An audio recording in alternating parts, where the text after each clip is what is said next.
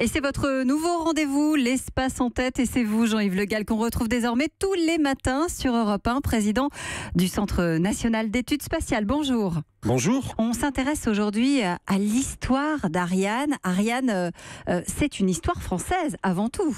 C'est une histoire française parce que l'Europe s'est essayée à la course à l'espace au début des années 70 avec un lanceur Europa et qui n'avait pas bien marché. Et donc en 1973, la France a décidé de reprendre le taureau par les cornes et de proposer à ses partenaires européens de développer un nouveau lanceur. Et il a été développé en 6 ans puisque les décisions ont été prises en 73 à la conférence ministérielle de Bruxelles. Et premier lancement, 24 décembre 1979. Je crois que ceux qui étaient en âge de l'observer à l'époque s'en souviendront toujours. Et alors dites-moi, ça a été compliqué d'obtenir tous les feux verts ? Vous savez, l'Europe, c'est toujours compliqué, mais ça marche.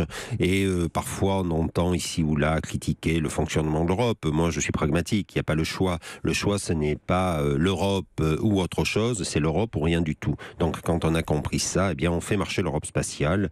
Et près de 40 ans après le premier lancement d'Ariane, c'est ce qu'on continue à faire. Et alors, est-ce que ça a marché tout de suite, Ariane ? Alors, la première, le 24 décembre 1979, a formidablement marché. Moi, je m'en souviens, je regardais cela en direct. En métropole, c'était vers 16h ou 17h, donc il était la fin de la matinée en Guyane.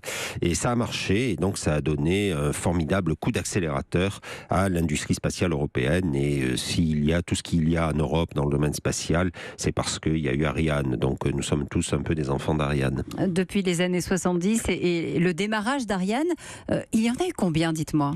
Alors il y a eu 5 versions différentes. Bon, les premières, 1, 2, 3, étaient quand même très semblables. Ensuite, donc, le premier Ariane 1, 24 décembre 1979. Ariane 4, 15 juin 1988. Là, j'étais à Kourou et j'en ai un souvenir extrêmement ému.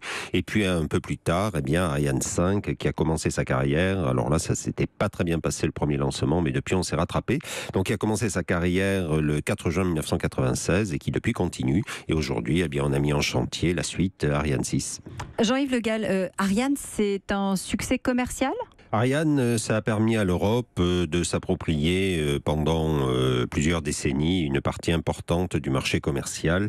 Et aujourd'hui, on fait tout pour continuer. Alors, bien sûr, le monde change très vite parce qu'il y a des nouveaux venus, mais on s'adapte aussi. Le CNES a un gros effort d'innovation, de technologie. Et l'objectif, c'est de toujours faire la course en tête. Merci Jean-Yves Le Gall. On vous retrouve demain pour un nouveau rendez-vous de l'Espace en tête. Merci. Europe 1.